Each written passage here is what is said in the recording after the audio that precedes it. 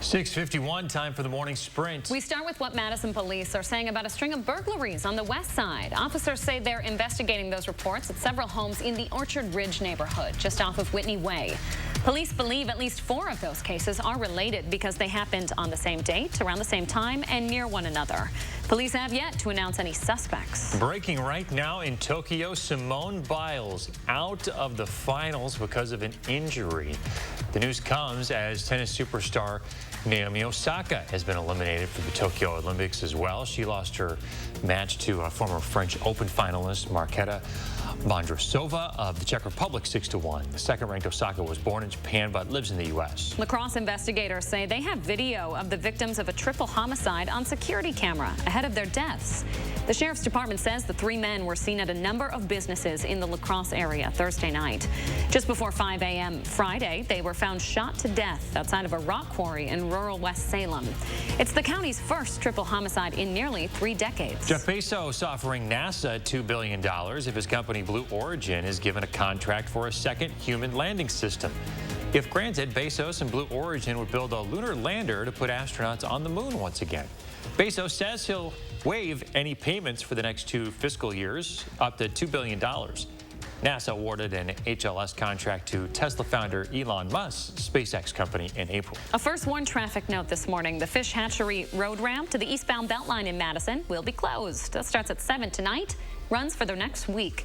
Crews are reconstructing a portion of the ramp as part of the Flex Lane project. It's going to reopen Wednesday, August 4th. America's second largest reservoir is at its lowest level on record. Lake Powell in Utah, the first filled more than 5 decades ago.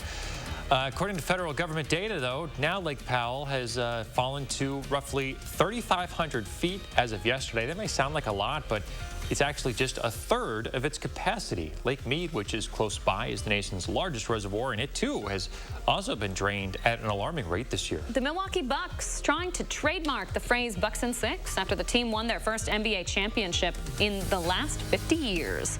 Fans chanted the phrase throughout the playoffs. It was first used by former Bucks guard Brandon Jennings during a 2013 playoff run. Doctors now say that a second dose of COVID-19 is safe for people who experienced an allergic reaction to the first shot.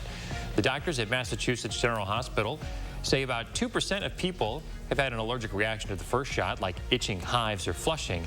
The majority of patients had no issues after their second shot. The NFL's Kansas City Chiefs won't be changing the team's name anytime soon. According to Chiefs president Mark Donovan, they intend to keep the name. He spoke yesterday after Major League Baseball's Cleveland Indians announced last Friday they would change their name to the Cleveland Guardians starting next year. Donovan says the Chiefs have been getting guidance, feedback, and perspective on the issue from an American Indian working group.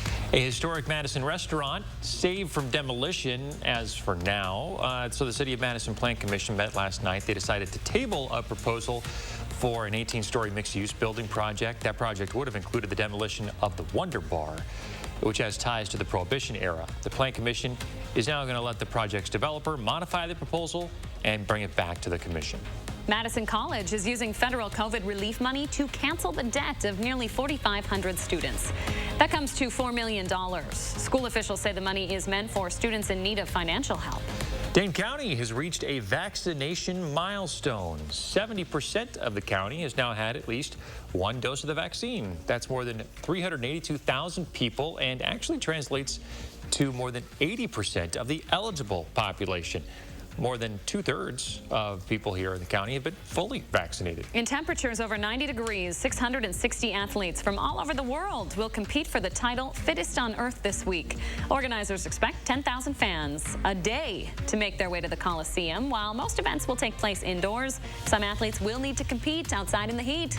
CrossFit representatives say a weather team from UW will be present all week, providing continuous updates about those heat conditions. And it is certainly going to be hot. We're talking triple-digit heat indices almost each afternoon before we start to cool things down by the time we get you towards Thursday. This is tomorrow afternoon. It could feel like 110 in some parts of the upper Midwest. That being said, heat-related illness will be possible, and make sure that you're staying safe, staying hydrated, drinking the water, wearing the lightweight, loose-fitting, and and light colored clothing, along with taking plenty of breaks. We're also going to be watching a chance for strong thunderstorms Wednesday night into Thursday. It's going to be an alert day. Chris Reese, thank you. Stay with us, folks. We're tracking that heat again in half an hour.